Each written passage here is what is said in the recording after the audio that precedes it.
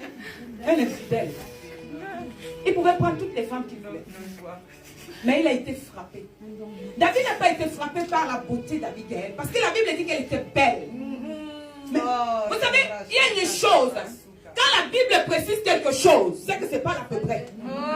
Quand la Bible dit quelque chose, c'est que ce n'est pas à peu près.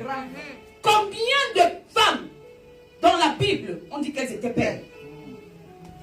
Il y a peut-être deux. On parle d'Esther. On parle de Rebecca, je sais. Sarah aussi. Oui, on parle de ça. Combien de femmes? La Bible dit que Abigail était belle. Amen. David ne s'est pas arrêté sur la beauté. Alléluia. Amen. David ne s'est pas arrêté sur la beauté.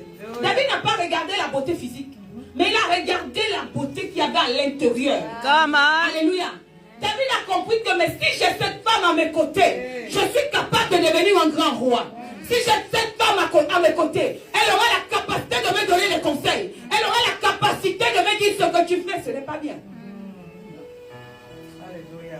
Je te donne, je la lève et je donne à quelqu'un d'autre qui a si l'on ne reconnaît pas le don que tu es pour ta famille, le don que tu es dans la vie de quelqu'un, que Dieu t'enlève et qu'il t'amène dans une autre nation, qu'il t'amène à côté de quelqu'un qui pourra reconnaître que tu es, qu'il t'amène là où on va reconnaître ta valeur au nom de Jésus.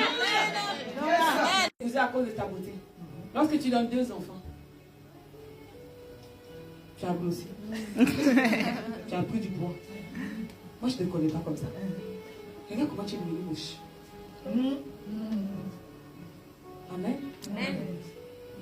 Et là, toi, tu commences à déprimer. Tu veux maigrir. Tu veux rajeunir. Tu veux faire les botox. Tu veux faire comment les bébés.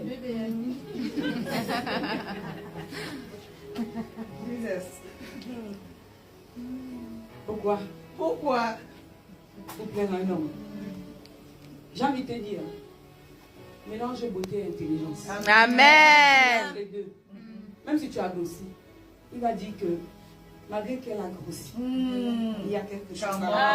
Amen. Il y a quelque chose là-dedans. Amen. Amen. Aujourd'hui, tellement le monde va vite, la technologie va vite,